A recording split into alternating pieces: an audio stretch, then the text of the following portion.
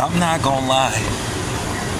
Zhang versus Deontay Wilder is another intriguing fight. You have to say fantasy fight because we all know the difficulties of trying to make these type of fights. But I think that would be a very interesting fight. But you know, at the end of the day, we already know it's next to impossible to make certain kind of fights because of certain type of politics that has came along making certain type of fights, where basically you have people that basically have what you would call their side and basically their house. And we all know, for the most part, the PBC only like to match their fighters together for whatever reason. Now, we also hearing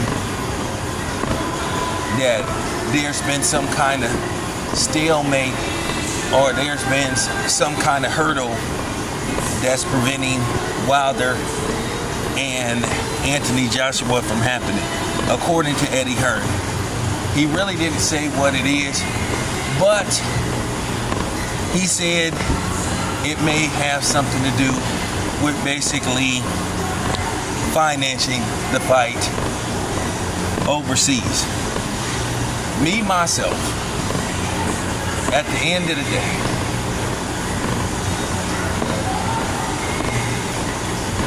Eddie Hearn, Al Heyman should just have a conference call and they should find some common ground to do a 2-fight deal and just move on from this and get this over with and give the fans the fight they want to see without all the politics. Now, a lot of people just believe that Anthony Joshua clearly just doesn't want to fight Deontay Wilder. And the way Anthony Joshua has moved, it looks that way. You can't 100% argue against it, but you can 100% argue for it. But for the most part, it has been looking like it's more on Anthony Joshua's side to why this fight didn't happen. But I said many years ago, the biggest mistake they made was letting Charles Martin, when he had one of the belts, go over there and fight Anthony Joshua to give him that third belt, which a lot of people believe that Eddie Hearn slighted Al Herman because there was supposed to be, you know, some discussion behind the scenes that they would make that fight. And then Eddie Hearn turns around and goes out of his way not to announce the fight, and he announces that Matchroom has struck in this deal with the Zone. And you know, at the time, the PBC at the time had all these different deals in place, and this is when they had all these network deals. So then here you go, then it's back to square one. Then Anthony Joshua asked for $50 million, and then they found, from what the reports say, they found somebody to invest in the fight, and you just couldn't get the fight made. So here we are now, 6 years later, still no fight. And then Deontay Wilder has went almost a year without being in the ring.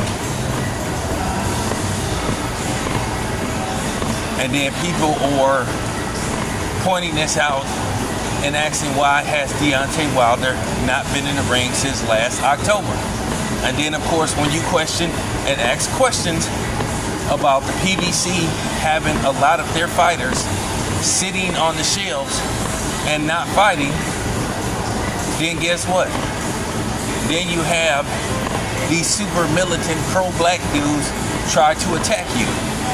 with they fake asses. We have a right to ask these questions. And as I said before, Al Heyman has not helped his case by refusing to address the media and let us know what's going on with the PBC brand, and the future of the PBC, by just basically ignoring the media and feeling like he hasn't any right to address them or any obligation. Well, it's gave a lot of people in the media a sour taste in their mouth, to where a lot of people have it in for Al Heyman. And that is Al Heyman's fault, because you follow and watch the PBC brand. These fighters are always bringing up Al Heyman's name, but then Al Heyman refuses to make himself available. And a lot of people look at that as cowardly. So there you have it. But getting back to Deontay Wilder, that's a real interesting fight. I hope it can happen. I'd like for it to happen, but I won't hold my breath, because we all know the politics when it comes to making these type of fights, and we all know there's hesitation with the PBC and reluctance to make these type of fights for whatever reason. So there you have it. But that would be a good fight, and I hope somehow, some way, it can happen.